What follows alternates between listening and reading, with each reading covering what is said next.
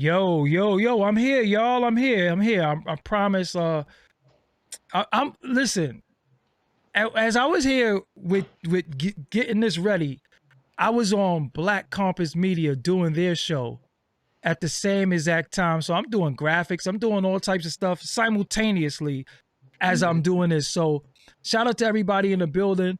This was a show that we knew we was doing, but I was so busy doing Black Compass Media. They was interviewing me. So I had to come over here and get this ready. So I was supposed to start at 9:30, but I started a little bit later. So yeah, I'm multitasking. Yo, I was doing graphics. If you go look at their interview, I did graphics at the same, like I'm doing a whole bunch of stuff. But without further ado, let me bring the homie on the screen. Cambatta's in the building. What's going on, bro? Yo. Yo, let me Yeah. ask you something. How you in front of green screen? Nah, I mean, they let me choose when I signed into Skype, they allow me to choose a background, so I just choose some to blur out the background. I Yeah, thought it cause was I'm like, yo, how you look all flavorful and all that? What's going on, man? Like, what's yeah, going? yeah, I just picked the What's right filter, happening? man. So for Oh, anybody who don't know, this is Cambata. How many projects you put out? man, I must have like I guess technically I have about 10 projects, but online I might have only like 5 Okay, that and you you're can find out about. and you're live right now on YouTube. You're live on Doggie Diamonds TV. So if you pull out your phone or something on the side, you'll see the chat. You're in the comment. They're in the chat room. It's 60 people right now, but that'll go up as we go on because it takes Or, about 18 minutes for them to send all the notification out. But I'm like, yo, how you got this ill background? You not in front of a green screen? nah, like it was literally a function when I signed into the Skype. It was like choose your background, and it could have put me in a spaceship, a jungle, No. all kinds of shit. But I No, no, just, I no. just, I just moved, so my house isn't in order. So it let me choose my house, but with a blurred background. Amazing. That looks I'm like, yo, hold on. That looks amazing. So Cambata, first of all, let me the name Cambata. You told me before, but it's so crazy to me. Break down what Cambata means and how you got that name. Yeah, so as you can imagine, there was a time where the name Africa Bambaataa, at least from the outside looking in, because I grew up in New Haven, Connecticut. Okay. I was born 1987, so by the time I had consciousness of what hip hop was, Africa Bambaataa was already a legendary name. The Zulu Nation, Planet Rock. My uncle was a professional pop locker, a hip hop dancer. So like those songs just resonated with me. Got But you. fast forward to me, figuring out that rapping was what I was gonna do. I was 15 years old, and my name is Cameron, so people call me Cam. So Mm. obviously, Killer Cam is already taken, but that's what people That's call a me. that's a dub. Yeah, that's a dub. So, I was actually writing a freestyle to a Joel Santana song called Santana's Town. And he said I'm old school like Bambaataa, no man's hotter. And Mm. as like a show of clever lyricism at 15, I just substituted the Bam with Cam. And I said I'm old school like Cambata, no man's hotter. I'm like, Cambata. I'm like, okay, yeah, I am. I guess the newfound. I've taken that name. It's kind of like the Baba, or Baba, whatever it may, Baba Seti or Yeah. whoever, the Baba Valentine. You, Question: Did I spell your name wrong? you did, but it's one A. It's Cambata. TT. So it's one A Two on the T's. two T's and one. All right. So watch this. I'm going to YouTube. I'm going to change the name, but right now, live on the screen, I'm going to change the name really quick. Watch this. This is how we do this. This is how real this is. Because I'm like, yo, how I spell the? I can't be spelling the bro name wrong. But continue though. As you talk, your name is going to change correctly. So Yeah, you, but you're a wizard with the tech, man. Let them know. yeah. Like Gilbert Arenas, Yeah. That's it. So But so you took the name, even though at this particular time, yeah. Why yeah. did you So, why but did you at the keep it? time that I didn't know I didn't know there was even any allegations that existed. Like this is 2002, 2003. I inherited. I gave myself this name. So at that time, at least from where I was, I didn't know what was going on Mm. until I became older. So now it's kind of like a raw set comparison. When I explain my name now, it's like Bambaataa was a forefather of hip hop that ended up allegedly touching kids inappropriately, Mm-hmm. sexually, and Cambatta is the evolution of hip hop that touches kids mentally in a Mm. progressive, positive way. So we have two sides of the spectrum. We have hot and cold, as corny as it is. It's the only way that I can justify such things. Word, If, cause but you know yeah, what though, it makes sense. It makes sense. You know, as long as you try to as much as you can disassociate yourself from him. But when they ask you, and the similarity, the similarity is what it is. So for the correct spelling, let's get that right now. C. CAM, Oh, as in monkey or murder. BATTA. okay. Cause see, look, you see, I spelled it like how his name is spelled. Yeah, yeah. Yeah, yeah. So CAMBATTA. TTA, which is actually a name in India, and it's also the name for an underground form of currency in India as well. So what? So Cambata, there's also a Cambata Aviation Center in South Africa. Whoa! So your name is just has all types of All wow. types of meaning. It's also a shepherd staff in Ireland. Well, what'd You you do? know, Look everything your name mean? What did you do? everything, because I had to, it was like, nah, I can't just let it be associated with, you Do know, right here, yeah, yeah, yeah. yeah, yeah. So there, etymologically, it goes much deeper than just, plus a battalion, bata is battle. Mm. Like you see bata lion, that's battalion. You know, CAMBATTA. yep, Cambatta. All right. So watch how it's changed on the screen in a few seconds, y'all. Here we go. Here we go. It's about to change because I'm like I can't be spelling people's name wrong, but I was doing too much. Like sometimes you have to admit, yo, I'm doing too much. And Doggie Diamonds will admit he was on another show as a guest, trying to be a guest here, trying to get my guest thing together. But really, really, that There wasn't we a go. Look, mistake. we good now, right? You know what? That was very metaphorically symbolic and biblical because we took the spelling to which had correlation with the previously mentioned gentleman, and now we have changed it and corrected to my spelling, which Facts. is obviously visually much different. But I See, also see, so we justify my error. See that? that's it. That's Woo! Yeah, it. yeah, yeah. There's no mistakes. There's no, Well, but the universe is perfect, so there is no mistakes. yeah. The universe is perfect. All that is to be done has been did already. You know what I mean? But I do find it definitely just to make a quick correlation, especially what's going on with now with Ti and stuff. It seems as if anybody who has a high capacity for artistic, I guess, channeling is also open to sexual perversion. It's almost as if once you have such a bright light and all this attentiveness, the demonic forces, just like moths and mosquitoes on a bright light, are more attracted to you because we see it. Or name a high creative, and I guarantee almost there's something sexual associated with them in some heinous way. You But you know know, what's funny? I was talking to somebody about that. I said, "Yo, that's one of the easiest ways to bring anybody down. Say they touched children or they did something like that, and you automatically, in a court of public opinion, you're in trouble. Like you don't yeah, even. They did it to David Koresh. They did it to a lot of people, and we don't even care if it's true. And I was like, what? He touched babies? Oh nah, fry him, and it yeah, might not even be the right. truth. You know what I'm saying? But if anything with that is so, off the wall to us that when we hear it. So New Haven, Connecticut. Yeah, Um, yeah, yeah. who else is known from your area? So New Haven, Connecticut, going back to the Amistad where the slave ship ended. If you've seen that movie, but also Yale University. George Bush Jr. was born there. Also, the Skull Oh, and Bones Masonic group is from New Haven, Connecticut. Chad Dawson, the former light heavyweight champion.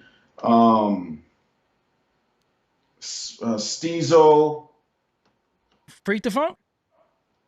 I believe so. Rest in peace, Steezo. Yeah, that's like one of my favorite. Steezo is dancing in You Got to Chill video by EPMD. That's him. Yes, yes, yes, Yes, Steezo, yes, Steezo. yes. Yep. Also, Hartford, Connecticut, you got, I believe, Mike Geronimo. I believe Apathy's from out there. A young gentleman now by the name of Anoy, Chris Webby. Um, yeah, Some you got some names.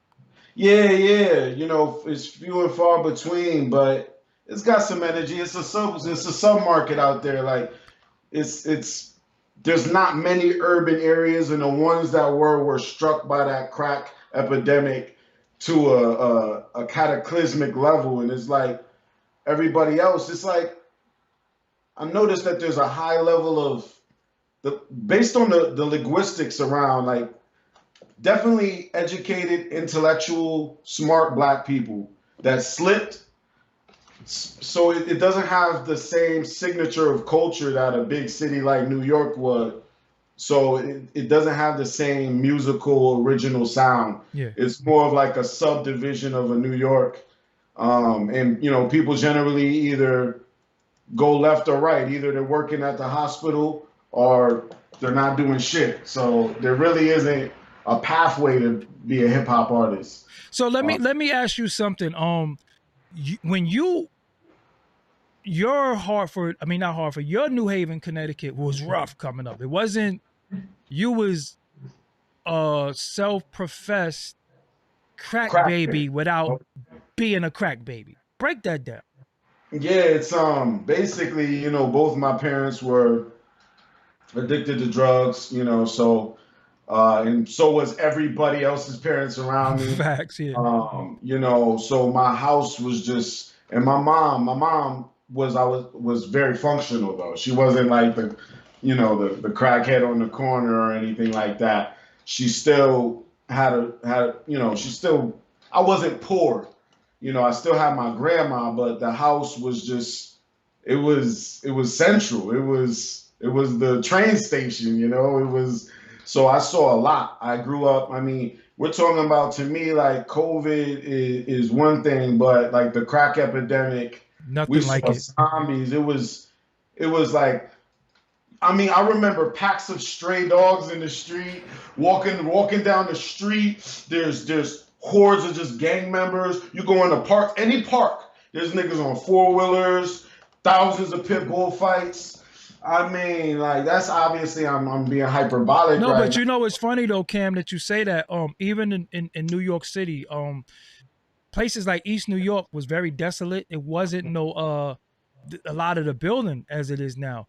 And Yeah, even in some parts of Brooklyn, before they built a lot of stuff, stray dogs. Like I don't think people know what it's like to get chased by like 10 stray dogs. That's a that was whole that was normal. yo, that was regular degular. And it was something about the sound of the big wheel or a skateboard that bothered them. What is that? Yo, they would flip out if they hear a skateboard. I think it was something about the ball bearings in the skateboard used to freak them out. But Yeah.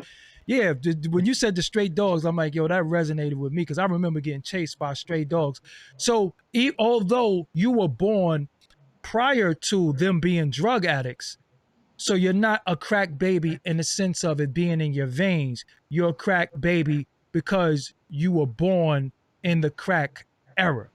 Yeah, I would say that you know, whether or not my mom and dad were completely clean when I was conceived, I highly doubt that. Um, but I would say like medically and physically, I didn't have any, you know, I wasn't born with any deficiencies, man. Honestly, quite the opposite. Maybe it did have an effect on me in a way that being that these were not completely clean vessels. So there was a lot of genetic trauma. They were both, greatly sexually abused, both my mom and dad. Wow. My dad really didn't have a family. He was adopted. Ran away from home. He was, heavy amounts of trauma and sex addiction and drug addiction prior to my birth, for sure. Mm. So I believe that I was definitely born with high anxiety, but I didn't know it because I think that often translates into intellect. Depending on depending on what other prerequisite genetic traits you have, it could definitely create somebody who's overly observational. So just like an FBI or CIA agent would, you notice more sometimes when you Yes, have a yes. certain level of panic in you embedded in you, and I believe that that's kind of what helped me through my life. It's kind of like, crack babies might make great fighters too because Yo, they're so yeah. twitchy. They're like, You know, it's funny that I was just saying reason why it resonated with me. The way I grew up, and me and you had a sidebar, similar home life of the crib is always jumping because essentially your crib is the crack spot. This is where everybody yeah, come to smoke crack. So, yeah, so you are a child, and it's never a dull moment. So now yeah. you start learning about ops as a child, but you also learning about cops as a child. So you're worried about getting the door kicked in by the ops and the door kicked in by the cops, who's also the ops. Hold Yeah, on. yes, yes. Don't take my line. Don't take my bars neither. Yeah. But don't take my bars. So Yeah, so now as a kid, you are naturally hyper and you naturally have anxiety because every time that door, somebody knock on the door, mom, Duke, or your pops, like, who that? And they making sure they might even have the metal rod on the door. So you growing up knowing like, damn, something is not right when that door ring or there's something, so now you're high strung, worried about who's coming in the crib all the time. So now growing up with that, I'm pretty sure you saw the stick ups, the murders, the kidnaps, and also all that. Is it anybody that from your town that was out there giving it up crazy that you can name that's not that maybe you can't name, but was it did you see some of those things? oh yeah, yeah. Like my Uncle John, shout out to him. He was the one who influenced me in hip hop, who was the pop locker. But he was also in the streets. And he was he was definitely out there. They called him Big John. And he knew a lot of them. I used to see it all the time. My house, so what how it used to go down is, so my mom, our house was basically respected. It had high energy, but it was my grandma's home. So there was a level of respect. Like drug dealers would always respect grandmas. It was like there was this era of The aura. matriarch, yeah, the matriarch of the neighborhood sometimes. Yeah, grandma, yeah.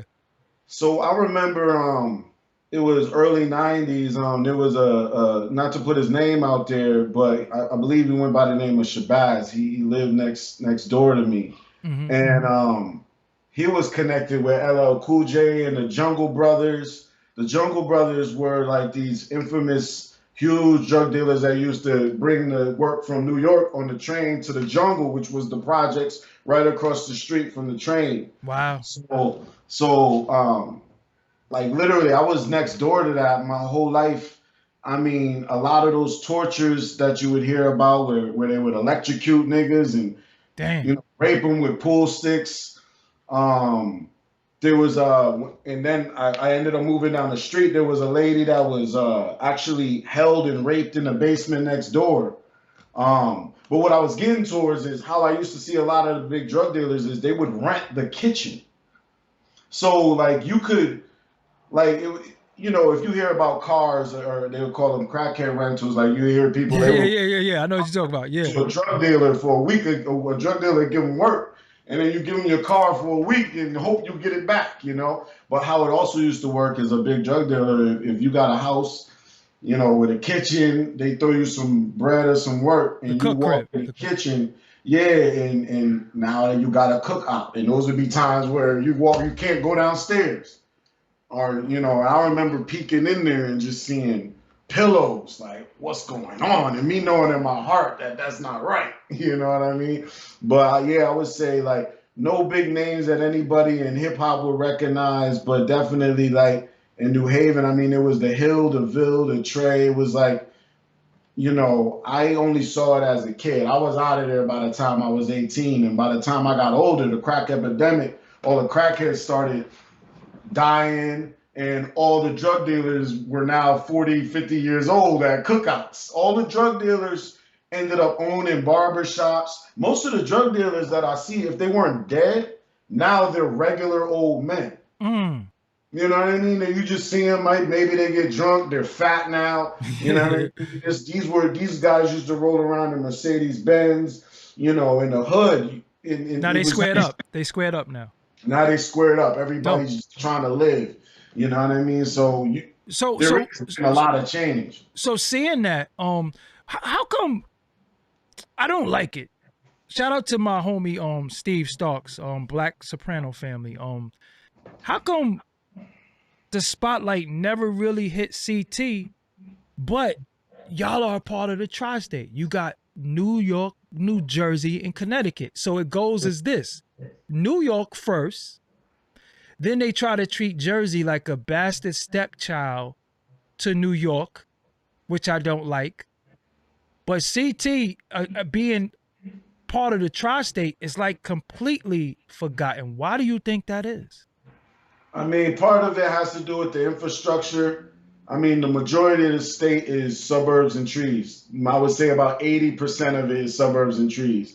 So you have very few metropolises to where there's a heavy urban community. You have like Bridgeport, New Haven, Waterbury, Wallingford, you got Hartford, but New Haven, Bridgeport, and Hartford are probably your biggest as far as like population. And then, so Hartford is closer to Massachusetts, and then obviously New Haven and Bridgeport is closer to New York. So you have that whole thing to where it's so close that it might as well not be involved. And then you have just the character of the people are different. So even though it's so close to New York, because the infrastructure is highly different, you're more prone to get a job and go through school. And as far as, and then the people who are in the streets are so, there's more of the people who are in the streets are so in the streets that they can't do nothing else, and everybody else just gets a job. Got you. I would say like per average, from what I've seen, most of the people that I've seen and I grew up with now have jobs. They weren't even, a lot of them didn't even become drug dealers and shit. But it's a sub, there's no culture for that. Like we have radio in Hartford, but it's like an offset of New York radio. It's there really isn't many opportunities other than trying to go to New York. And then somebody in Connecticut that's been codified with that lifestyle and that speed of life, to where it's not the same transportation. It's, we can't really compete with New Yorkers as far as the fastness of life. Like even me coming up rapping, there wasn't that many ciphers. There wasn't that many hip hop shows. We had Toad's place. We had one place that we could have shows at. Hartford might have had just a couple bars you could have shows at. Like there was nowhere for hip hop to go in New Haven except New York. And like I said, you can't compete with New York niggas in New York. New York is New York. So let me ask you something though, because what is weird that when the mixtape scene popped and the DVD scene popped, those were the places that you went to get popping. This is where French Montana went. This is where Max B went. Big in Connecticut. How did they get so big and get so much love? 50 Cent moved there. How did they get so big and get so much love in a town that they're not from? But Max B was God in Connecticut. French Montana, the Coke wave, all of that was large in Connecticut, but hometown people wasn't as large as them. Why was that? Well, that's kind of that alien effect. It's kind of like, you got the colonizers coming from outside. They got more resources and more bread. You can come somewhere and be very influential because you actually have something. You have a structure. You have clout. Coming from inside out, having Connecticut clout and going to New York doesn't have the same effect as having New York clout and coming Come to to Connecticut. Connecticut, right? Just Okay, on a marketing level, like um, everybody looked up to New York in hip hop. I mean, that's just what it was. And then also, it's so close to New York that a lot of the New York people moved to Connecticut to live. got you. It's like you move there. It's on the train line.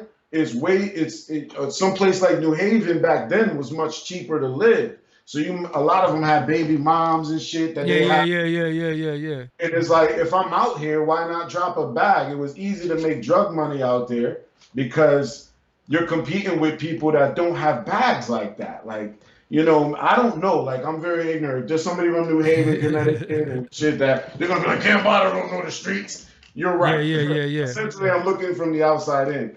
But I would say that just looking at it, like, no, you can't compete with those guys financially. It's just, yeah, like you could go to any small town and just ball on them. Like Kanye made Wyoming lit. Like, you know what I mean? Like, But what I'm saying is that the money was there for them to come get money in the town. That's I'm telling you. because you got feed, you can become the connect. Now you can bring the product there. Like that was the whole thing that they say the Jungle Brothers were doing in the '80s. That's why it hit.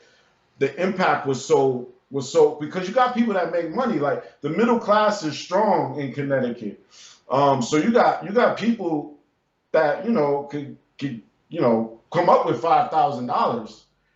So if you're coming from New York and you got product, you got mixtapes, you got Bud, because a lot of them were also selling, probably pushing weight out there too. Yeah, yeah, yeah, That's yeah. the way. That's really the wave. Like, oh, okay, I can just come here. This is mad easy, mad custies. Oh, you don't get pounds for this amount. We get pounds for this amount. Boom, you flood those streets. It's smart because you have a strong middle class. You have a lot of hustlers, a lot of fiends. White Yeah. fiends. You got fiends that got money out there. Like, out there, if you're selling something illegal, you only need 2 or 3 customers. Yeah, yeah, yeah, yeah. You good, Brett. So, So so, yeah. so growing up, a self-proclaimed crack baby. What did you have any struggles with substance abuse? Coming up, no, not at all. I didn't. I As a wasn't. grown ass man, you dodged it as a kid, but as a grown ass man, you dibbled and dabbled. Oh yeah, now I'm. Oh yeah, like I have a complete addictive personality. Like I have to be on top of myself. Like when it comes Could I to pause you? Could I pause you for 1 second? yeah, Now, what you just said was so deep. You know why? When I went on Drink Champs, I told them why I don't drink or smoke. I said because yeah, my father was a crackhead, right? yeah, And I have an addictive personality. If I start drinking and smoking, I'm his child. yeah, I'm gonna be him. So I can't yeah, do it. So reason yeah, why, dude, that just resonated with me. But continue. That's why I yeah, don't drink or smoke. Because you yeah. said the exact same thing that I was trying to convey to people. I have an addictive personality. I get it from him. I'm his child. He was a crack addict. So Mm. if I smoke, I'm gonna be the best weed smoker. If I drink, I'm gonna be the greatest drinker. If I sniff coke, I'm gonna be the greatest cokehead there It's is. gonna make up for all of the years This is lost. You're gonna be this like, my lungs is pink as this fuck. is I what have to I'm go yeah, this is what I'm smoke. saying. But you have an addictive personality, and how did that affect you in a negative way? Yeah, I would say throughout my childhood, I stayed away from drugs. Drugs were drugs, whether it was weed, heroin, it was all in the same vein to me. It makes you fucked up, it kills your life. But I've always been kind of like just edgy mentally, you know what I mean? Just always just really wondering about existence and life and the veil of the fabric of reality. Um, just because of where you have to go to escape madness, right? It's just all in the imagination. That's why rap worked for me. But because of that, that's why later on, it went from, oh, is that a drug, to realizing that, oh, okay, this helps people with anxiety focus better. And if they're higher, they can be more creative. So now, like, I started to build a justifiable reason to indulge. And everybody's telling me, weed it's non addictive, it's from the earth, it's natural, smoke it. So, I developed a creative relationship with it. And once I realized what that did to me cognitively and spiritually, it immediately led to me doing psychedelics. Mm. So I immediately went to mushrooms, DMT, acid, mescaline, you know, and I just had a predisposed switch in my head that when I did psychedelics, and my mom and dad experimented with them when they were young too. So it was already, it was like my brain was set up like a Xbox. It was already built into the framework. So once I cracked my head open, because it was, you know, my introduction into psychedelics was not pleasant. I'm insane for going back. I mean, I ended up in a hospital. I've had what people call, you know, Bad extremely trips. traumatic. Yeah, yeah, very like complete anxiety attacks, but on, you know, 5 grams of extremely strong mushrooms. You know, I'm around the corner from my house, but I'm lost. You know what I mean? Like, but what What's it the did. difference between that and dust? Is like a dust trip, or is it different? No, it's much different. See, dust is it's inorganic. It's made, it's synthesized, and it's the dust you get on the street is dirty. It's not pure PCP. Oh, so it's good dust? Well, PCP isn't, there's I wouldn't say there's any good, That's what I'm like. but there has been medical study, and there has been people that have taken pure PCP in certain settings and gotten extremely mind-bending experiences. Not anywhere I would go. I would never do that. But like as far as psychedelics go, though, I would say as scary as it was at first, it opened my mind to just mind-bending concepts and visuals. And so, however, I don't abuse psychedelics. I'll say my one vice is marijuana. Okay. That's the one thing that I would say that I take overboard, Yeah. you So, know, and also caffeine, like coffee. I need to have coffee. yeah. And but psychedelics, I couldn't abuse them if I wanted to. It's way too profound. And So I've never went to crack or yeah. cocaine or anything like that. So watching Mike Tyson's hot boxing with Mike Tyson, he Yeah. always talk about the toad. What is the toad? You So smoked the that, toad before? oh yeah, yeah, yeah. I Wow. haven't. So you gotta go. You gotta get on hot boxing because he loves it. He said it cured him of a lot of stuff. Cured his drug addiction. Oh yeah, yeah. Besides him smoking weed, he said he saw God. He saw the devil. He said he cried. He said the high was only like 15 minutes, but he died. And he came back to life. He saw God. Like, so you smoked the toad. So what was that like? You saw God? Oh man, I would say like so I've done many forms of DMT. The psychoactive alkaloid in the molecule in this toad is called the 5-MeO DMT, which I would say is extremely profound, intense psychedelic that isn't as visual as its counterpart, the I believe it's NN-DMT, but it incites just beyond divine revelation, like realizations. And I mean, it's heavy. I mean, I just did it with I just had a couple sessions recently. Damn. I have a music video called Yahawashai on YouTube. You can check out where in the video I do it on the camera. In the video, you see me actually taking it. I get blasted. So how do you function after that though? That's why it's so beautiful. Your body metabolizes it in 15 minutes, and you're back to regular function after that. I mean, you're still mind boggled to what happened to you. You remember what happened to you, but you're not. You can drink a cup, a bottle of water, and get right back on your bike and pedal home, man. It's Okay. yeah. It $1 million question. Mm-hmm. How you know all this shit? I mean, like you a chemist or something like that? Cause like years what and the years hell of is going research. on? Years and years of research. So you actually did the due diligence to find out what it is you were doing.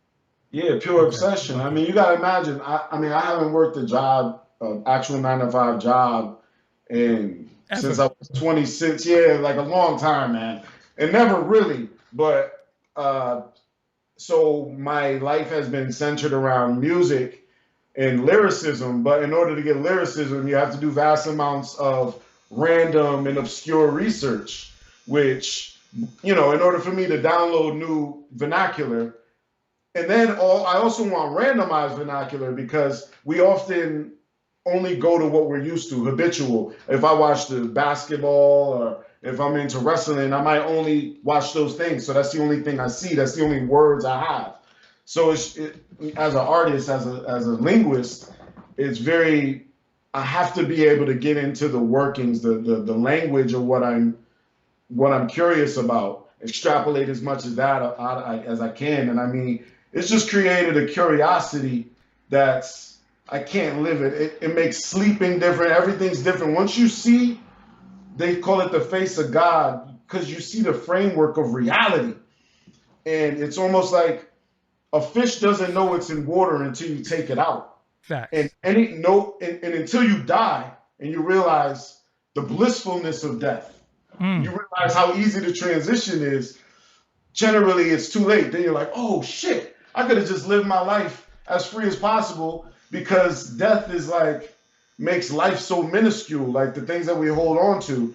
But what psychedelics do is it prepares your mind in a way to where you experience ego deaths to where your bodies are still intact. But you get these profound revelations of what reality is, hands, oh my God, your spirit, your eyes, and it hits you. And then from there, I just got obsessed with it, man. And, you know, I built my life around it. So what is another thing I've seen? I used to trip out off these videos a while ago. What is salvia? Salvia divinorum is related to the sage plant. And it is also related to DMT, but it's a couple molecules off. I would say that you could argue is even more intense than DMT, but it's so disassociative, random, and abstract that you really can't really grasp what's happening. To where DMT and mushrooms, you have more control and cognizance of what you're perceiving. You still have your inner voice intact. To where salvia, it really just blows your mind out of reality. And I mean, it is profound. I would say it is useful if done correctly, but kids in their garage. Yeah, that's what I'm talking about. Trap music, The funnies is hilarious. The videos is hilarious though. Oh yeah, niggas will just jump out a window because you'll realize what life is, and you're like, oh, whoa. You start hearing animals, you'll see the birds, and you'll be like, whoa, wait, and you'll see the sun, and you realize what is holding the sun up. No. Hold up. You'll be like, okay, there's air here, there's the sun. That's why we can see. What is that sun in our head when I dream? How can I see color in my head? It's like, these profound realizations just become too much gravity, and salvia is something. It's not. I wouldn't. It's too unstable. I wouldn't suggest that. The only psychedelic I would ever suggest to somebody just outwardly is mushrooms in a controlled environment. It's the most natural. It's more natural than even taking weed, and it's a performance enhancer in every way. I mean, profound. You'll lose all the weight and you'll be able to jump over, you leap fences like gazelles overnight. I want to say this. The way you're explaining everything sounds so. You need to like teach a course or something like that, because you make it sound so cool. I'm still never going to do it. You know, I never smoked in my life. Never, like never. But you don't need to. Yeah, and if it ever comes my way, I'm just gonna make sure you get it. You know what I'm saying? I'm gonna give it all to you. Put it back on a little. Yeah. We'll figure it out. This is a. How could I ask you this question? And this answer to me is very deep, and I think this is probably the biggest question you're probably gonna get asked in your career. Are you too smart for hip hop?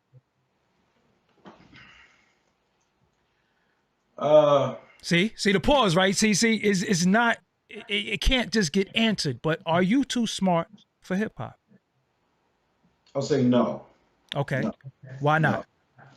No, because obviously, if we're talking about mainstream superstardom, yes. Okay. I may be too intellectual. I may express myself too intellectual and true and unfiltered for popular uh to be a popular artist. Mm-hmm. But smart, I would say, had more, just more directly, has to do with decisions and my application of my intellect. And I would say there's been rappers much smarter than me that have taken it much further. It just depends on how you package your intellect. Up to this point, I would say that I've had too much attention to my art, and I'm not as open to being a social networking star and marketing myself and politicking and being. I don't like, as because I'm much more of a mature human being now, and that's why it's so they put so much emphasis on getting you when you're young, because you have that ignorance is bliss sort of thing to where Mm-hmm. You're impressionable. that's You're smart, that your Yeah. intellect, even though you can have raw intellect, you're more willing to make sacrifices to your integrity because you just haven't developed any And yet. you're impressionable by everything. Yeah, yeah, Nigga give you $10. You like, yo, I got $10. Like I could go get a bag of weed with this at one point. Reason why yeah, I'm asking you that is that we're in the very, very dumbed down state. Like everything is yeah, reduced to the terms that's so simple that it's like, duh. Like, so for people like yourself and me, we're like, yeah, I'm really impressed by that. Wow. yeah, So sometimes when when I speak, to me personally, I maybe I do drop jewels, but this is the conversations I have with my peers. This is how we all talk. yeah, So to the audience, it might seem like, he dropping it. I'm like, I am. So as for yourself, when you're holding this conversation with me, and you have these raps that are, sonically dope, the mhm, bars is dope, lyrically dope, but then sometimes it might go over people's head because they like, oh, yeah. what does that mean? Oh So I'm yeah, gonna dance to it, or I'm gonna bop my head to it, but I really don't understand what it means. Do you yeah, feel like sometimes it's going over the heads of the masses, or are you reaching the people that you want to reach? What do you want? yeah. That's a question I've been battling with every day of my existence. What I want, because I feel like at the moment that it's clear, it'll be here. But it's been it's been coming to surface, and I would say, yeah, there is a level of me knowing that the way that I choose to express myself musically, I'm taking away 90% of the potential fan base I could probably have Okay. if I chose to, go this way or that way with my music. If I chose to rap about on certain beats or with a certain tone, or say particular things on certain subjects in a way that everyone can understand it, I would definitely have more success. Mm-hmm. There's a lot of things beyond that I could be doing right now that I think are more important, that could get me to the ceiling of what my potential doing this is. Because I guess now that I've taken a long, I've seen what Griselda's doing. I see what artists like Rock Marciano's done. I've seen what a lot of these independent artists, Jedi Mind Tricks back in the days. These people, Atmosphere. I was just with Rock, Loaded Lux. These people are able to live good lives and not have to sacrifice the integrity of their music at all. So I guess it comes down to the fact that I know deep down inside I'm not that materialistic. I would be lying to myself if I said I needed anything lavish. I really truly just want to be as creative as I can, as long as I can, to as many people as I can. Um, just blindly though. So I really like, almost like an MF Doom. What you need is to develop your cult. Yeah, yeah, You need your co-following. cult. You need once you see, look, this is how I look at everything for myself. I don't know what's out there for me. Hmm. Out there can also be scary. Yeah, yeah, it is. Sometimes it's okay to have that bubble if Mhm. you're okay with that. Yeah. right? Sometimes out there, it's too far out there. You know, Yeah. it's like when you think about when you go on a I can't swim, right? So when Hmm. I go to the beach and I go on a little kayak or something like that, and I'm there, and then I turn around and it gets a little blurry, I'm too far out, right? I need to stay within. If I fall out of this boat, I can stand up, right? Yeah. So reason why I ask you that, because I tend to find that many artists don't really know what they want, Hmm. and that is the fight, because you have some people saying, yo, you should be here, but then you're like, well, I'm comfortable here, like my rent is paid, I got you know, I'm driving, I ate yesterday, I'm good. But then you have people who have expectations for you that you don't even have for yourself. Yeah. You Yeah. understand what I'm saying? So that's why I want to know, what do you want? What do you want your fan base, your growing fan base, your existing fan base, how can they help you? Yeah. Yeah. Yeah. That's solid. I would say, I guess my personal,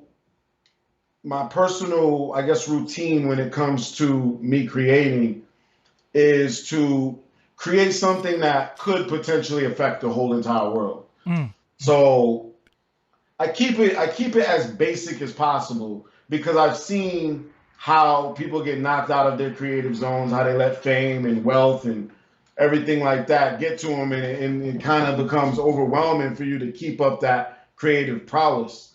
But what I want is an extremely solid core cult fan base. Like I want to almost perfect what MF Doom did, but with more without covering my face. got you. Okay. He was able to maintain the integrity of his creativity while still allowing the fan base in his work to speak for itself. So what I will require from the fans is just word of mouth. It's kind of that experience of stumbling on Big L for the first time or Eminem for the first time, and just being like, "Yo, have you heard this guy?" Like I that feeling you can only get at the beginning of someone's career. And I've had this prolonged rookie season to where I'm still so new, but I've been doing it long enough to where if you just hear me, you'll have enough substance to become a fan immediately. So I've been seeing that happen. Really, it just depends on me to stay as consistent as I can because the fans they're gonna react to the greatness. They're gonna react to greatness. They want to see the impossible done. If you So keep providing, they gonna come. yeah, I would say yeah. I wanna. I'm closer to working with the artists that I wanted to work with. Eminem is somebody who I definitely want to get on a track with and do it with. Daylight, uh, Lupe Fiasco. I mean, there's rappers, and the list goes on of rappers that if my fan base can holler at these people and just let them know I exist. And that's kind of all I want. Like I'm on earth to enjoy myself. Like Facts. I Yeah. want Live. Yeah. to Yeah. I want to bar out with everybody I can and make the best music I possibly can without really worrying about anything else. I mean, but without ignoring any opportunities too. So it's a contradiction because I Yes. want Yes. it all. I want it all, but I'm only willing to do this, but really, really well. Kind of like a Basquiat or Jimi Hendrix.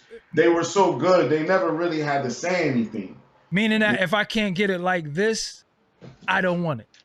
Exactly. So you, for the nostalgia, for the art, for the culture, you and cannabis would be ill. You know what's crazy is that we already did a joint. And you put it out already? Yeah, we got it's out. It hasn't been heard by a lot of people yet. Like I think it's at like 100,000 views.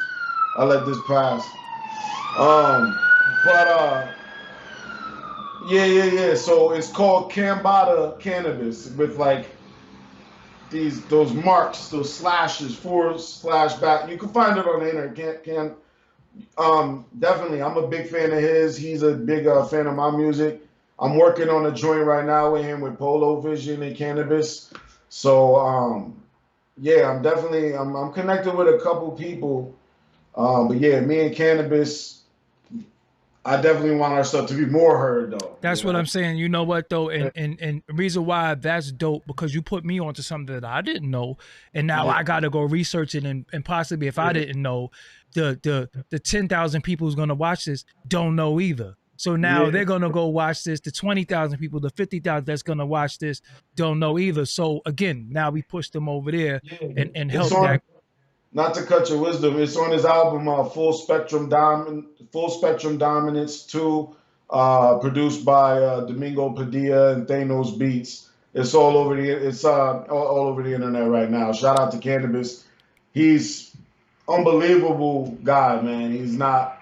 If you just only seen him from the outside, it don't matter what your impression is. Like, he knew the evils of this industry, man, and that's part of what made it's so hard for authentic people and high level minds. That guy's a genius, and he's still a genius. You know what I mean? It's just that the world hip hop is it's really dead. I mean, we're really holding it up. It's just we're not dead. So Facts. we're still keeping the conversation alive. But But we know when love is gone. oh yeah, just like it didn't. You know how amazing the '70s were. You know how amazing Earth, Wind, and Fire was, and those times still pass, even though that was the most advanced music to ever hit Earth. Um, it seems as if it doesn't matter how great something is, it will soon pass. But we are so great that we keep it alive. We've been resuscitating hip hop this whole time. You know what I mean? And rap, see what it is here's what hip hop did that no other genre can stake claim to. Singing is necessary for R&B, rock, blues, country, all of that. That's singing. So singing, if you're a singer, what do you sing? With rapping, hip hop brought in rapping. Mm. Rapping and hip hop ain't the same thing. And that's what we're realizing now. Hip hop, just like rock or R&B, is a genre of music. Rapping is how you express that genre, but it can also be used to express other genres. So rapping has become trap music. It has become, but hip hop has claimed rapping. Mm. It would be like if every time we heard someone sing rock music, we were saying, "Yo, that dude's doing R&B." Mm-hmm. No, they're singing, but it's in this style. It's just that we've kind of put a noose around rapping. We've claimed the art of rapping and electronic beats, but it's not the same genre. And hip hop is still done in niche forms, in novel forms. But yeah, like the style of music is definitely past its prime for sure. Um, but it's some people trying to bring back that sound. Hmm. They're using a vintage sound like a lot of the guys upstate. That's why I love the upstate movement. Oh What yeah, they're doing up there, they're bringing back a vintage sound, but it doesn't sound like it was done in a musty basement. It sounds the sonics sound a little bit better. It still has that singing. nostalgia of that, but the sonics are louder. It's bigger, and that's what what I love about it now. But we do have mainstream platforms who catch on to it so late, and by the time they catch on to it, they try to bastardize it and make it so mainstream now that we're like, it's losing its edge a little bit Yeah. now. You know what I'm saying? And I think that's what happens. You ever love an artist until everybody loves them, then you be like, I don't like them no more. Yeah, yo, I'm the same. It's like when I know about you and nobody knows what's up with you, and I'm listening to you and I'm trying to put people on, then everybody say, yo, you heard of Benny the Butcher? And I'm like, oh, man, get Yeah, out of yeah, here. yeah. You know what I'm saying? Like, have I heard of him? Yo, I've been listening to, you know what I'm saying? Because even like when you listen to people like 38 Special, you realize, yo, he's been going up to Shade 4-5 with Green Lantern like 15 years ago. You just Oh didn't yeah, know that. You just yeah, didn't know that though. So we're late to the party. You know what I'm saying? And that's the thing that I don't like about with mainstream trying to control hip hop. They yeah. make us late to the party that it's a lot of stuff that already been there that we could have got to if y'all had to just stop suppressing the music. Yeah, and also it's been fractalized now. So before you only had a couple avenues to hear the music. It was radio, and then you had MTV, BET, VH1, Music Box, and then you had, you had to buy CDs. So if you had good music, unless you knew a mixtape DJ, everybody was gonna hear anybody who made it onto those platforms. Now, because technology has, and then COVID on top, technology and COVID leveled the playing field. So it made everybody niche to the point where you have to know about them to hear them. Like you might not ever stumble on Rock Marciano or 38 Special or Cambatta because you don't subscribe to their page. Yes. Because nobody has any singular place to go for music. It's like, where's the one place you could put your music to make sure everybody hears it? It doesn't really exist anymore. Like All it the used to, people that yeah. can do that, yeah. There is no hub anymore. There's no hub. At one point, in New York City, when I was coming up, it used to be called the New Music Seminar. It was Jack the Rapper. It was places where the Gavin, CMJ, where this is where the new artist is gonna be.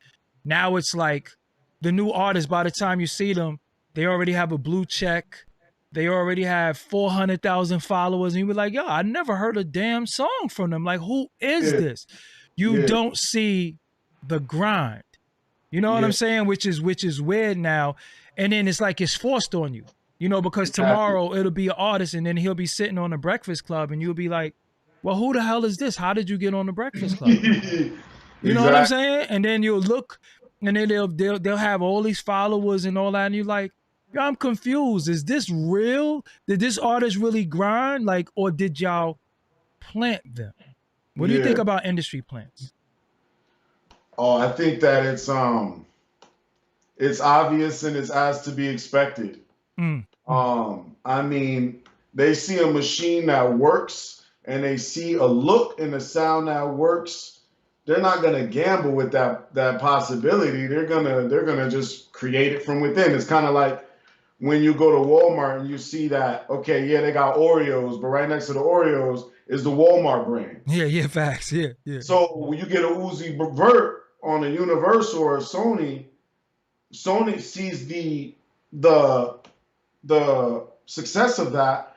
They're gonna create the other options because they know that, okay, you can have a giant like a McDonald's, but you still want to make sure you have a Burger King across the street because you want to get everybody that doesn't like them to go over here. Yeah, they go over here, but still that sound. Or you're gonna, after they get done with Uzi Vert, they're gonna want more music like that. It's not like he has a billion songs, so they know that they can guarantee a certain level of success, and if they create them themselves, they have full control over it. So I think it's almost a surprise. I'll be surprised if a higher percentage is in industry plants. People that they literally just, tattooed them up. Oh, that's your nephew? Because it's like, yo, you might have the vice president of the label. You are, listen. Nephew, he has a look. Oh, yeah, he be rapping. You put a bandana on him, put a couple tattoos on him, is the done deal. Let me give you one. Arguably, no disrespect to him intended, no disrespect to what he's accomplished, no disrespect to what he did. Arguably, Swizz Beatz might be an industry plant. You're right. He was the nephews to the people who own the label, but the real producer was Dane Grease. That was like Future. Future was the nephew of Organized Noise, right? It was like that I don't know. I'm not too sure about that. Maybe. But I'm just saying. But what I'm saying. Drake's father was a part of the Graham Central Station. It's one of the greatest bass players in history. Facts. History. But the difference is Drake came in knowing how to rap. Swizz Beatz didn't always come in knowing how to produce, though. They made him that. Oh, I see what you're saying. They made him, and remember some of them first beats was like, what is this? But no, not even that was the good guy. It was some early ones that was like, what is this? But Dane Grease did Get At Me Dog. Dane Grease did all them records that we love. Shout out to Dane Grease, man. You understand what I'm saying? Dane Grease. So again, there is people, and again, he didn't produce DMX. The 5 Mm, million DMX, that was not Swizz Beatz. That was Dame Grease. But yeah. he was kin to the Rough Rider family. So they said, hold on. Little nephew got a little drum machine.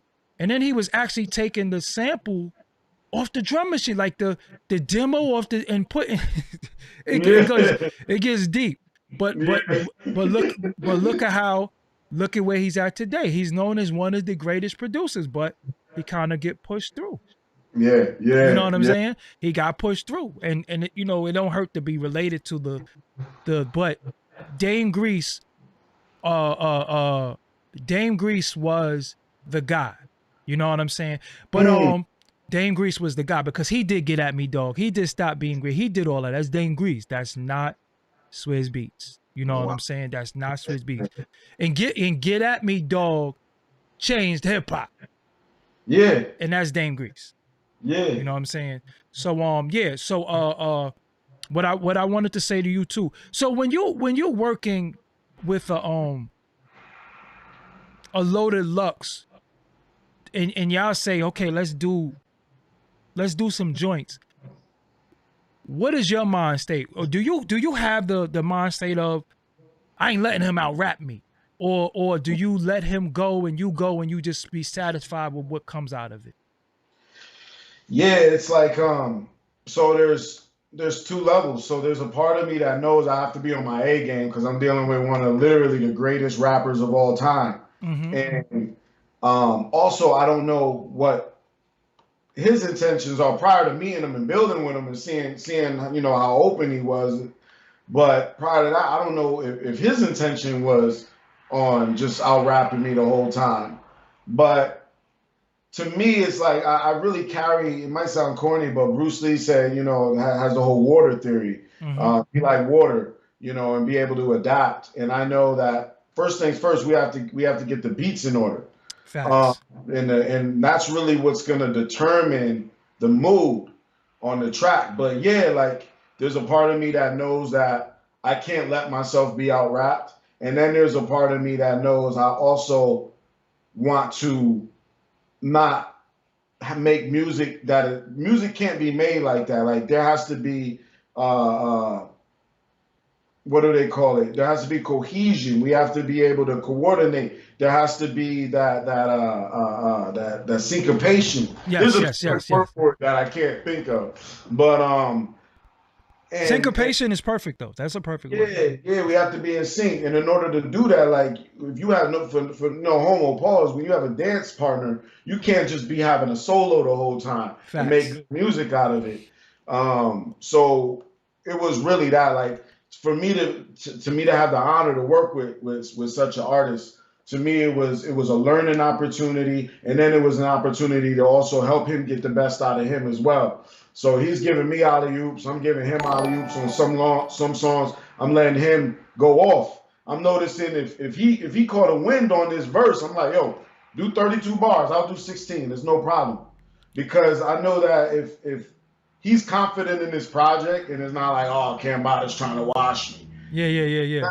That's not a good look for me and my relationship with him as an artist and his fan base. Everyone's gonna notice that. Plus, he's doing that. Part of the reason why he did the project with me is to not be in that battle state of mind. Got you. You know what I mean? Like you can imagine the hostility and the chaos of being in that crowd. It's constantly like you're in literally the wolves den. But do Um, you feel like you kind of I feel like you helped him. yeah, Somebody said the word is synergy. That's a good word too. synergy. Yeah, Yeah, yeah. yeah. But I feel like Tato Mills, thank you for the donation. What I like about it is I feel like it helps him be able to rap. Yeah. Cause sometimes again, I feel bad for many of you intelligent artists, that's not a word. Artists, yourself, Daylight, Hmm. Lux, Rock Marciano, if he wanted to go all the way there, he can. The Hmm. Cannabis, I feel like y'all are so lyrical and so dope that sometimes you dumb it down. So now when he's with you, yo, we rapping. Yeah, Almost yeah, like it's almost like the Jay-Z and Jay Electronica. Jay-Z was like, oh, I get to rap. I get to rap because I'm rapping with this dude, and I get to talk about the God body lessons. I get to say all the stuff that I wouldn't say on Jay-Z, but I can say this here. So exactly. Loaded Lux, yo, King Los too. Yes, definitely dope. Lupe, you know, Loaded Lux gets to rap stuff that he might not rap on his stuff, but now y'all come together for this joint project, and it's just like lyrical gymnastics. You know what I'm Yeah, saying? Like yeah, y'all yeah. rapping. And Black, shout out to Black Magic. He produced the whole album, and he's really the one that brought it together. And it did happen right after the J Electronica Jay Z, because it's like when you got two rappers like that coming together, I mean, nothing could have sufficed the expectations of what could have come out of that. And I'm just Facts. glad we got something out of it. And it's very rare that two high level artists make a collab album. Like how like we've been waiting on Kendrick and J. J. Cole Cole. for how long? You know what I Never, it's mean? not Like gonna happen. it's probably not gonna happen because it No. has to happen. You have to strike while the iron's hot immediately. So we once Black Magic presented the idea, we immediately went in the studio and knocked it out in 2 months. It wasn't no time to write or prepare. It was like let's get this done however we can because we're all moving and we know that everybody got big ideas. You know what I mean? Every time rappers get together in life, period, they're always talking about doing music together. Yes, and You you get know a it's yeah, but you know it's funny. Reason why I go the way I go, I move the way I move, I go hard as I go, because at any given time on this plane, it could be over. What did I leave while I was here? So I want to leave with 40, 50,000 interviews. So I live forever via my work. So a Mm, lot of times when I hit people up and I say let's do something, they be like, yeah, let's do it next month when my project drop. I'm like, yo, you might be dead and your project never coming out. mm. Yeah, You don't yeah, have next month. yeah. You're right. We're all on borrowed time. You're right. We don't know when it's over. So I go, that's why I go as hard as I go. When people are like, yeah, when this project come out. All right, so what happens if one of us return to the essence and we never did anything? So let's do something even if we tuck it and then put Mm, it out when the project drop and then put it in the hands of somebody who could put something out. You understand yeah. what I'm saying? And that's the thing that people don't understand. They always think we got time. We don't got time. What Mm, is time? We don't even have the concept of time.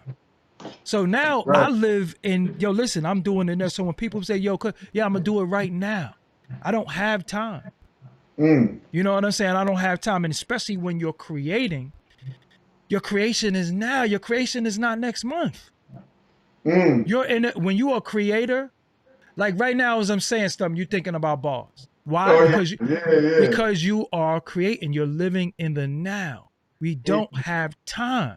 You know, and we It's always think passing you. It's such an elusive mercurial this is force. what I'm Like saying. We you're like, yo, always in the past.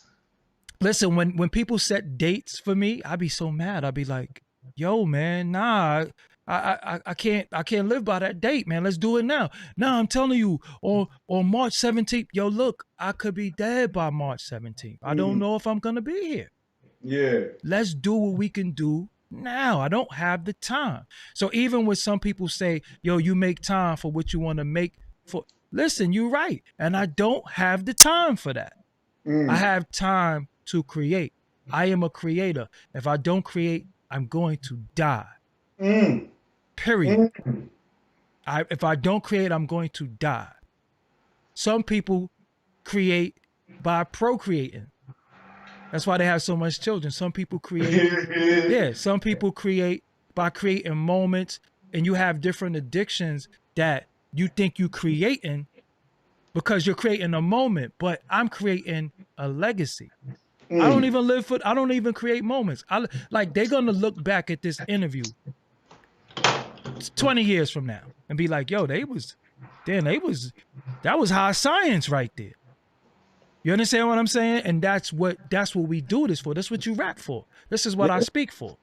You understand what I'm saying? And this is what I want from people. So when I hit people up, that's when I shout out to Eddie. When I hit Eddie Deuce up and say, Shout yo, out to Eddie Deuce. yes, when I hit Eddie Deuce up and say, yo, me and Cambata gotta do that over.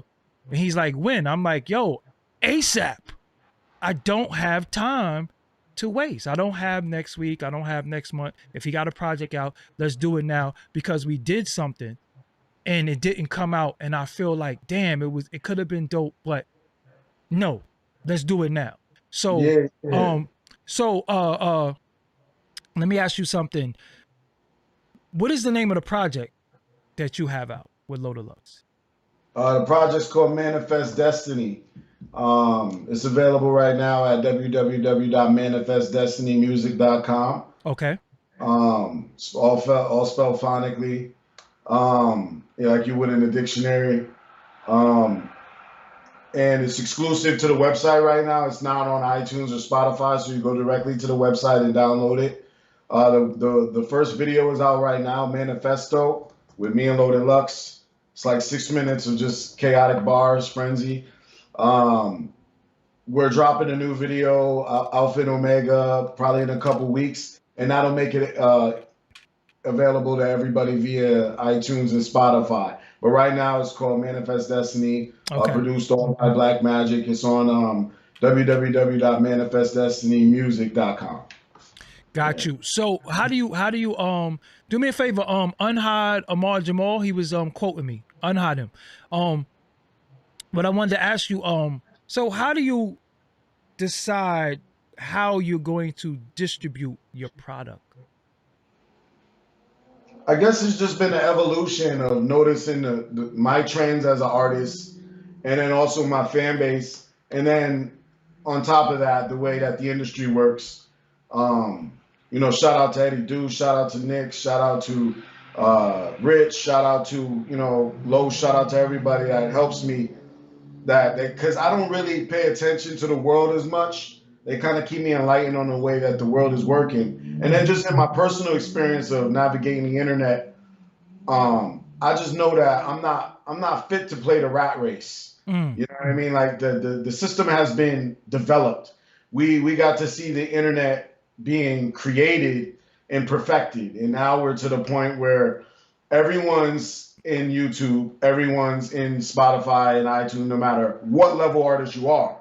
So before it was like you had to get on television and only certain people can do that. Now everybody can get on YouTube and Instagram, but it's only the people with massive budgets that can really operate in those lanes. So I know that algorithm, yeah.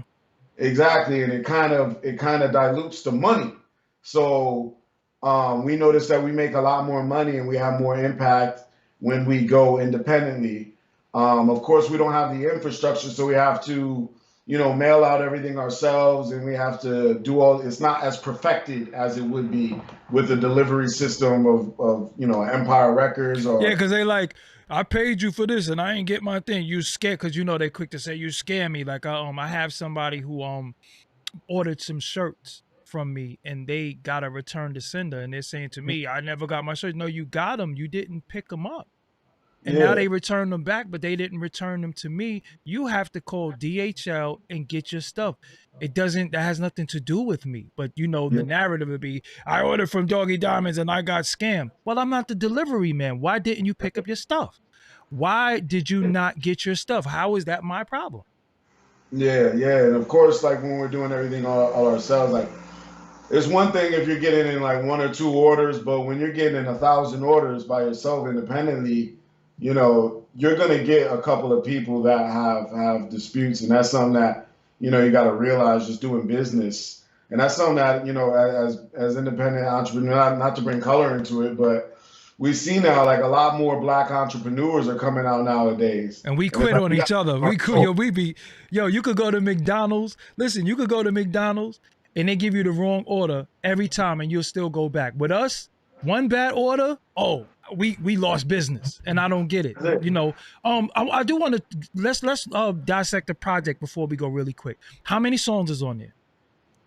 It's 8 songs. 8 songs. So right now, if I'm listening to your project and I'm listening to this Manifest Destiny project, and I want a song right now that's gonna give me hope, what song should I listen to? I'll say Beautiful featuring Cyrock. Okay. Cyrock. It's uplifting.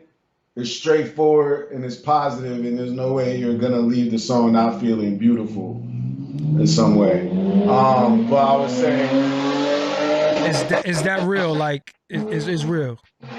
yeah. But on the other side of that, on that coin, I would say, Manifesto, which is the title track. It's really just an example of where our minds can go with hyperbole. It's almost as deep as biblical scripture. And there's, anybody listening is guaranteed to pull something out of that, whether it's just laughing at the wit or, picking up a gem or getting your mind going. Sometimes that's all you need. It's a little pep in your step, a little Yeah. smelling salt. So, if I wanted to listen to a song where I want to get very, very introspective and just hear something that might be parallel to what I've been through in life in itself, what song would that be? That'll probably be the song called Code, with Loaded Lux actually as a first verse and the hook. And this was actually one of the songs that I was considering just letting him do as a solo song, because it was like it hit him in a certain way. Like the original song idea was different, but then when he went to go pen it, um, it was more like just like personally what he had on his heart at that moment. And I kind of fashioned my verse after his. Mm. Um, but I just know that the where he was coming from in the hook and in the verse is definitely a little bit more introspective on being a man. Just kind of, the value of the moment, kind of. That's what I got from the song. Value of being in the moment versus, constantly just living in your, okay, I can't wait till I do this, casting hope into the future. One jewel that I do want to give to the audience. Reason why I'm asking him these questions in the way it is not that I heard the project or I didn't hear the project. What we're doing is I'm selling the audience the project. Mm. When he breaks down the songs, music is moods. So I'm going through different moods that I might have that I'm needing to draw from his music. So I'm telling him, the audience who didn't hear it, how if you want to go to this certain mood, this is the song that you go to create this mood.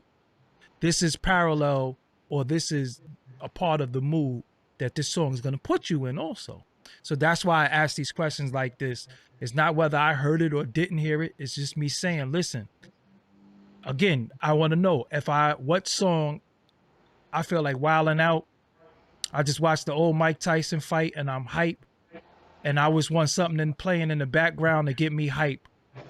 What song should I listen to off the project?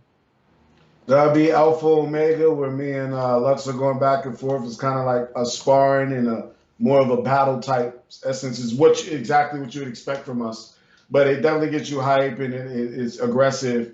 And then on the other side of that would be Character, which is just fast. It's contemporary as far as the flow is more of a modern flow. Like it's got the bounce. You could, the kids can do all their modern steps. So, it would be those two, but Alpha and Omega more directly. All right, now I'm trying to get whopped off. I gotta go. I'm trying to mess with a shorty. Do you got anything for the shorties that I could like? Yo, put this on. I'm trying to, I'm trying to visit, your tonsil area or something like that. Do you have a song that I might be able to play for a shorty? I would say overall no. I would say no, this isn't the You album. ain't getting us no box, If this was the last album you had on Earth and you just happen to find like an Eve like woman and it's like, yo, she can't fuck without music. I would say either Beautiful or Code Okay. would be the ones to do it. Beautiful because there is a female on it. Okay. And Yeah, yeah, that always works. Some a little estrogen in there, yeah, get that. Yeah, yeah, yeah, yeah, yeah. yeah, yeah, yeah. You get a little aspect of sexuality in there, and I think there are a couple lines that are specifically about the act of sex on the song. But yeah, that would be it. I mean, it depends on how gutted the chick is. Like some chicks like to smash to things that aren't your typical, lovemaking They love song. DMX though. Like so, listen, he probably, you know what I'm saying? He It's got a different style of sex for sure. um Yeah. so what I want to know, what was the most difficult beat to rap to? I would say on the album, the difficulty is really in the anticipation of of what he's gonna do to it, because it's more like, okay, if I'm gonna rap on this beat, I'm gonna rap like this, but how is he gonna rap on this beat? Got you. I don't want to contradict him, and like I said, the song Cold, um, we had two different ideas going in, but I think his flow and was better than the flow that I was going with. Um, and then similar on the Manifesto beat, the one where we kind of went crazy, the long freestyle, Lux, it's kind of like I really wanted to see how esoteric he was gonna go, or if it was gonna be a street rhyme. So that kind of put me into a situation where I didn't want to prepare too much, But I would say musically, they're like, Black Magic kind of tailored it around our styles. And I was in the studio with him to make a couple of the beats, so they were kind of tailor fit beats. So there wasn't any issues as far as difficulty. There's always, when you're trying to come up with a concept for a song, Mm-hmm. there may be a little, but then when we get together in the studio, we can always bounce back and forth on ideas. But then it's about timing studio sessions. So there's a lot of variables that go into creating this music, is that we're not writing together. It's not like we're bunkies in the jail cell and we're with each other, or we're even writing on phone. We're waiting until we get to the studio to create these songs. And then we're also waiting to vibe off of each other to see what we're going to do. Yeah, cause just cause he wrote something and you wrote something, that don't mean that it sound good together. Yeah, Yeah. compatibility is the word I was. Compatibility. Yeah. Yeah, so you want to have that sonic compatibility. Really, I would say, yeah, Manifesto and Code were probably, and then the original flow that I used for character wasn't as fast as the flow that we ended up going with. Mm. And so there was a couple songs that I took the initiative and created the tempo for, and there was a couple songs that Lux, we decided to go with the tempo that he created for it. And that's kind of the compromises you have to make when you're creating music with somebody else. That's also a high level lyricist, because you don't want to butt heads, and you want to go with what's natural and unforced. But a lot of that was made up on the spot, like not freestyling off the top of the dome, but for a lot of that, I would just punch in. There's no time for me. We're buying studio time, so it's like, What I said. yeah, I don't have the time. Like don't have the time. I'm on a clock of life. There is no Yeah. time. You know what I'm saying? There is no time. So how do you determine the sequence, right? Because that Mhm. mattered at one point. What song came behind each song? How do you determine the sequence? How do you determine this is the start song, this is the ending song? How do you do that? Well, number one, I think just doing it so long, you kind of get a vibe. I remember when I was younger, I heard "Ready to Die" by Biggie, and I just think that that's, as far as a template to use for an album, it's perfect. Started off with his birth and ended with the death. Yes. And then so our minds are kind of designed with this pattern recognition, of where we always have to put everything in some kind of chronological order, or we need to have some kind of apparent pattern. So, whether I use the Kabbalah, or I'll use, the seven principles of the chakra system, and how it goes from good to bad. On LSD, I went from night to day. Mm. So I took the dark songs and put them at the beginning, and then I put the light songs at the end. Mm. So when it comes down to the structure of this album specifically, um, really, we all had different ideas and we blended them together, Mm. because I wanted to start the album with, I believe it was "Slave to a Master." Somebody said you need visuals for that too. So Johan Kobe said, Johan, I guess Yeah. it's Johan Kobe said we need a video for Slave to a Master Well, with a peace, dope. Johan, man. We're Yeah, gonna try to work yeah. on that. But I remember Luck. I remember. I think Rich brought it up first. He was like, "Yo, I think we should hit him over the head as soon as it comes out. As soon as they, you know." And then Lux came behind that, and then it took me a little while to warm up to it. But then I saw what they saw, and it's like you really can't anticipate people's attention span. Sometimes you got to give them what they want as soon as they walk in the door. You listen, a lot of people got the attention span of a damn fly. Like you got a few Yeah, seconds to get them or they out. But reason why I'm asking you that, do you feel like sometimes you might overthink the music? yeah, that's something that is crippling. You Yeah. know, it's the paralysis of overanalysis. Mm-hmm. Um, and I've gotten good at through time just kind of being a little bit more passive with things just to get them done. Like music videos, I only lightly look at them. I'm extremely self conscious anyway. That's why I don't have a lot of music videos. I think that it's awkward to be kind of flailing around in the video and like what am I doing, you know? But uh, to me, it's all about the flow state. I just kind of let things go. Just try to do the best I can and let it go. I'm not as, I would say, anal or Pause. meticulous. Yeah, yeah, He's pause. got to Yeah, pause oh, certain things because these, oh, yeah, yeah, yeah, yeah. yeah, Like, yeah. yeah, I would say I'm not as meticulous anymore just because I realize how that makes everything take so long. And then I used to do song engineering myself. Being on the receiving end of that, like, I just like pick people that I know I can trust their minds to work with, and I just put a little bit more trust. Say, yo, whatever you think is good, let's go with that. Let's go. I know I Yeah. did what I had to do. Let's just put it out. But yeah, I've suffered from that in my personal. So if like for example, if I'm doing a feature with somebody, Uh-huh. I might write a verse faster than I would for myself because when I'm picking my own music for my album, I'm trying to like overthink everything. I'm like, oh man. But if I have a feature that I have to do in a couple days, I'm late on a feature, I gotta hurry up, get it done. I might just go with the first thing that comes with my mind and it ends up great. And I'm always like, damn, I just wish I could do that with my personal music. You know It's what? like, yeah. One advice I could give you, music to me is mood. Mm-hmm. It's not a it's a feel, but it's a mood. Yeah. And sometimes you can create a project based off of you could create a project in one day Mm. based off of how you feel, the mood. So a lot of times I feel like when I listen to music, how does it make me feel?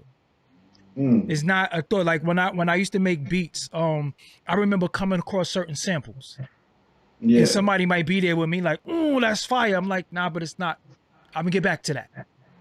Right Mm. now, I'm feeling aggressive, so I need some deep chords. I need some pianos. I need something on a low octave so I could put some crazy drums behind it. And I Yeah. think a lot of times when you write, um, the music sets the tone, but then Mm. again, you are so critical of yourself, and then being self-conscious and critical was like the worst thing you could be because Yeah. you're critical and you're self-conscious, so you almost kind of doubt yourself, but at the same time you so dope that you don't even know it. Yeah, yeah. It's kind of like I have to go. When you're that level, when you have that level of sensitivity with yourself, and a lot of the best artists do. It's kind of like a pretty girl that doesn't know she's pretty or some shit like that. Um, One thing that I've done is I mastered the point of just getting to the point that I can do it. It's kind of like you might not be good at getting out of bed in the morning to get to work, but you might be good at convincing yourself, all right, man, all right, go. All right, go. So it's the same thing with creation. I just developed ways to get to trick myself into getting into that flow state and to have that grand confidence and get to that point of thoughtlessness because you don't Nah, want to think when you're creating. facts. Yeah, That's no. gets in the way. What I say to you was that you you are already operating on such a high plane. You're Yeah. not capable of doing nothing whack. Yeah. Your Yeah. whack, listen, your whack is still dope. Yeah. That's what's so crazy. And I know what it's like. Yo, man, sometimes I be so damn critical of myself, and I'm like, yo, no, don't be so critical because again, I'm pretty sure it's songs. How much? Let me ask you this. I can put you there. How many unreleased records you got? Man, hundreds, Why hundreds. and why are they unreleased? Uh, exactly what you think. That it's they weren't good enough to make the cut, essentially. But I bet you your unreleased catalog is better than some people catalog that they put out. Yeah, You yeah, yeah. understand what I'm saying? So again, Just but like but Nas' but first but lost tapes. but look though, but I bet you again, but I bet you at one day this song might resonate with you and you say, it's time for this. This is Yeah, dope. So again, you were critical, but maybe it wasn't the time for it. Cause like even like with me, um, I have interviews that I never put out. And people say, release that. And I say, nah, it's not time. It's not time. It's not time. And then I bust out with something and they be like, yo, hold up. mm, When you did this interview, I'm like, yo, I did that 10 years ago. Yo, it seemed like you did it yesterday. Yeah, because we do and we create things that's timeless. mm. You know what I'm saying? We all had like, I got an interview besides Scarface Wait. What I asked him had nothing to do with the relevance of the music that he was making. We was talking about the mind. So if I show you the Scarface interview, because I got a 2-hour interview with Scarface that's about 10 years old, I never released because Wow. I'm like, damn, this shit should go in the Smithsonian. You know what I'm saying? Like, so uh Manifest Destiny is the name of the project, Yes, sir.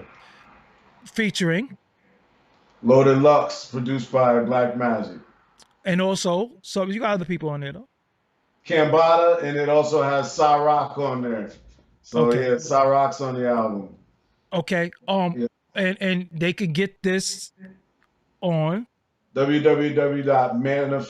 www.manifestdestinymusic.com. oh, You can find that. If you go to cambatamusic.com, there's a direct link. But manifestdestinymusic.com, you can find the album. It'll be available on Spotify and iTunes in about a month or so. But right now, when you feel like it. But for now, get that hand to hand. So yeah, Manifest Destiny music.com. manifestdestinymusic.com. Yes. So what I'll do, the top comment in this video, in this interview, I will make sure that it's there. So they could definitely grab that up. What is your social media? You can find me at Cambata Music. So exactly how it's been perfectly respelled in the name now. Yeah, facts. Yeah, so Cambata Music and that's at Twitter, Instagram. Also, it's my website. So Cambata Music at Cambata Music, Instagram, Twitter. I'm not on Facebook too much. You can also find me Cambata Music on YouTube, all my music videos. Previous to Manifest Destiny, I did LSD, which is my greatest solo album up to this point. So I got plenty of music up there for you guys to see. So visuals, what's going on? Visuals right now, we just dropped a manifesto video. It's on a couple channels. You can find it on my channel, Black Magic channel. It's also on hip hop. It's on a bunch of channels right now. Just put in Manifesto Cambata Loaded Lux. Manifesto Manifesto. And that's the first video. Second video is Alpha and Omega, and that'll drop in a couple weeks. And then we got some more coming after that. So Are you going to do a video for the whole project? no, I would say that we're probably going to cap it at 3 or 4 videos. Don't cap it. Yeah. You're right. Because think about it. That's a new look. Like this will happen, right? Now you're doing a project. You got 8 songs. Now you get double your streaming once you get on the streaming platforms because now you got the actual use. What this is what I noticed the majors are doing. That's cloth. They're doing 3 things, right? They're putting out the song on YouTube. Then they're putting out a lyric video on YouTube. Then they're putting out the actual music video on YouTube. So they eat 3 times. You know what I'm saying? Same food. Same, and you can do that too, and without the machine. You don't You need know the what? machine. And we, we that's what we did with this last one too. We put it on the we did the lyric video and we did the so you're absolutely right. It's just been never eloquently packaged as you just said.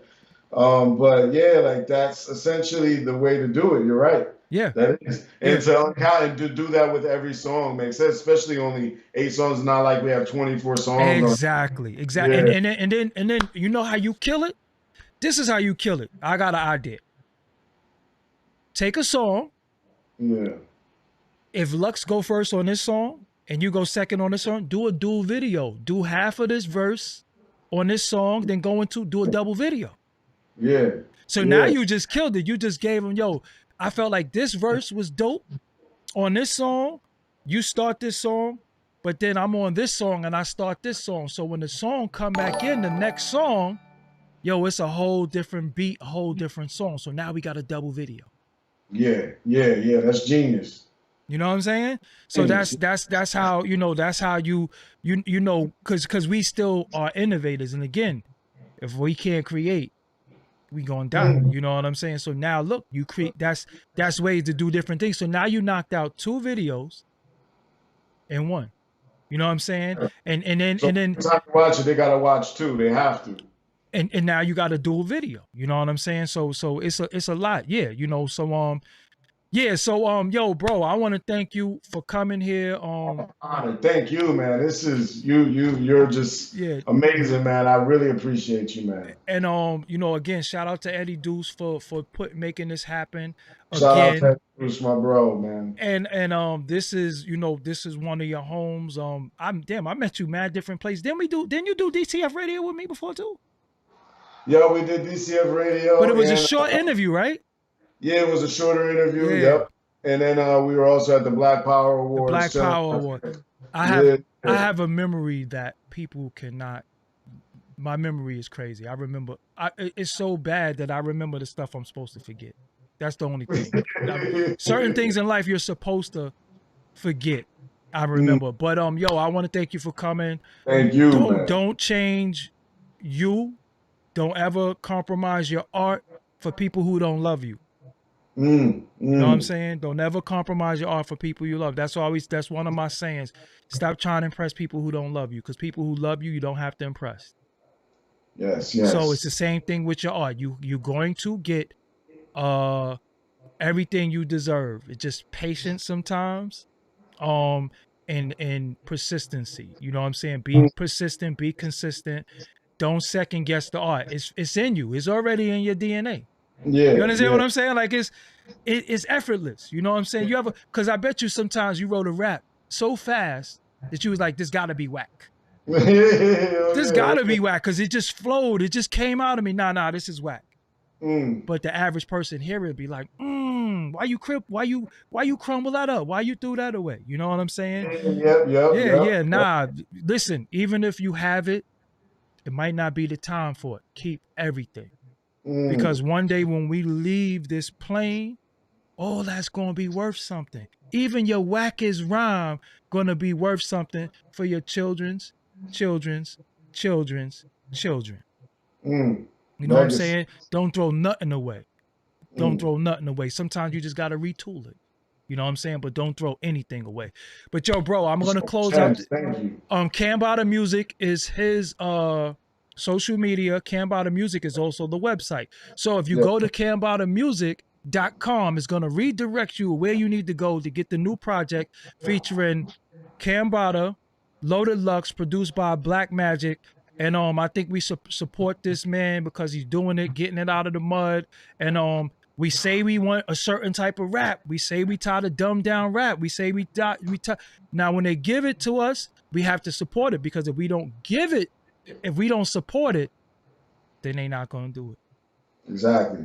Or it's not gonna be no room for doing. He gonna be out here doing drill music. He gotta get his money. And don't be saying, yo, you sold out. No, you didn't buy in. Yeah. It ain't that people sold out. You didn't buy into it. You know what I'm saying? So, yo, that's what it is, bro. I thank you for coming through. Yo, I will build with you later on. Peace. Absolutely, man. Yep. Peace. All right, Peace. peace. Thank you. Thank Yep. you, All man. right. So yeah, y'all, that was Cambata Music. Cambata. I gotta change his name in the spelling of the YouTube, so I'm gonna change that name. Yo, man. Again, I'm just carrying on tradition to bring out more and more artists that you heard of, that you never heard of, that you need to hear. This was very impromptu. You know what I'm saying? I've known him for a while. We've been around each other for a minute. But one thing that I do need from the audience is I do need the support. I need you to subscribe if you're not subscribed. I do need you to click the bell to get the notifications. I need you to do all these things. That's why this is on the screen. I need you to really, really support what we doing here, because we're doing we I'm just trying to do astronomical things, you know what I'm saying? And I think I'm doing a pretty good job. Of course we all got room for improvement, but I'm just trying to just carry on tradition and definitely just doing a lot for this culture that we all love, and doing what I got to do to make sure we snatch it back. But I need y'all help. I need y'all to share this video. I need you to like this video. I need you to do everything. I need you to leave a comment. Even though you here in the chat room, leave a comment on the video, because all of that helps. You know what I'm saying? If you like it, hit the like button, hit the thumbs up. You know what I'm saying? Again, this was very impromptu. I didn't start on time. I didn't do the promo I was supposed to do, but all that's going to come in the back end. You know what I'm saying? Oh, tomorrow, I'll be back. I'll be back. You know what I'm saying? I'll be back with I'll be back tomorrow, Thursday. I'm here every day with y'all. You know what I'm saying? And as long as y'all here and y'all receive me, I'm never going to stop giving the gift of content. So with that, I thank y'all. I'm out of here. Until next time, follow instructions, please. Make sure you click subscribe, youtube.com/Doggie Diamonds TV. Until next time, peace.